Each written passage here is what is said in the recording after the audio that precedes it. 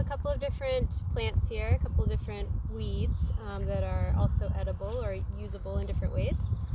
This tall one here is our wild onion, and it does have little onion bulbs down there at the bottom. And so you can dig up that whole clump and use the whole thing. Like the top you can use like chives, and the bottom you can cut up, and I like to chop the whole thing and put it into a salad dressing. Next to that we have dead nettle here, purple dead nettle, and it's got its little flowers on right now. The little flowers are very sweet. Let's see, what else do we have? We have dandelion here, of course, with the yellow flower, and the basil rosette here, all the leaves.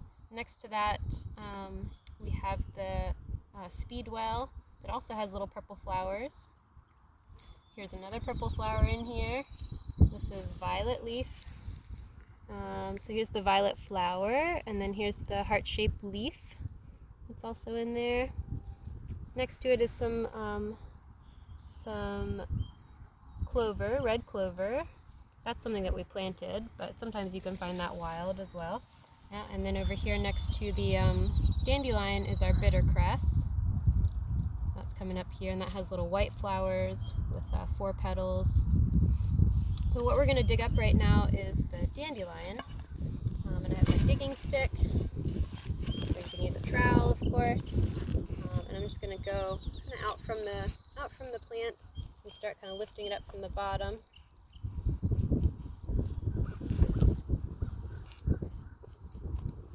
Dandelion grows in a basal rosette, which means it all comes from one spot, one base. Basal means base, or bottom.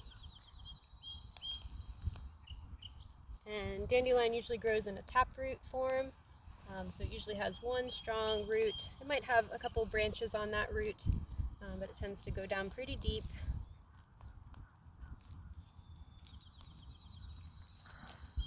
I'm just being nice and gentle with it.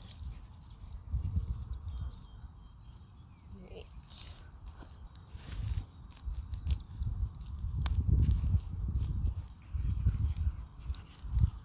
Alright, I think I heard a little snap. I think we lost part of it, but so here's the dandelion root itself.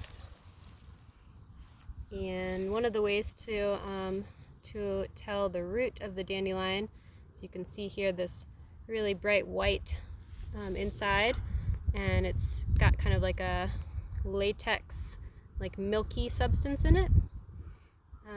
And that's actually what a lot of folks will use for kind of skin issues if they're treating something on their skin, something like a boil, or even like an acne spot, bug bites, all kinds of things. People will use this latex inside. And then you've got the leaves here, right? They all come out from this one spot. And this one happens to be putting on its buds, so these are going to be the flowers, right? The flowers are going to come up here and open up. And there's those flower petals in there, getting ready to open up. Really pretty.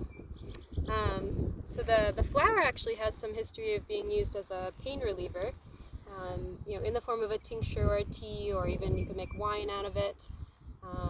And then the leaves are really highly nutritious, a great source of vitamin C and vitamin A and some iron. And then the root is also nutritious. It is probably usually more bitter than the rest of the plant, although sometimes the leaves, especially in the summer, will get really bitter. And so the root, you can chop this up and roast it just like you would a carrot. You can make tea out of it. You can shave it and eat it raw. And this is a really great way to kind of support and stimulate your liver. And so folks will use it as a tincture or as a tea or as food. So the whole plant is edible. And even the seeds, actually, when the seeds form, they've got that white puff on them, right, that helps them transport through the wind and be taken to new places so that they can colonize new yards. But those actual seeds that are at the bottom of that white fluff is also edible as well, and lots of animals will eat those, but humans can eat them as well. So that's dandelion, and yeah, they're highly abundant and easy to dig up.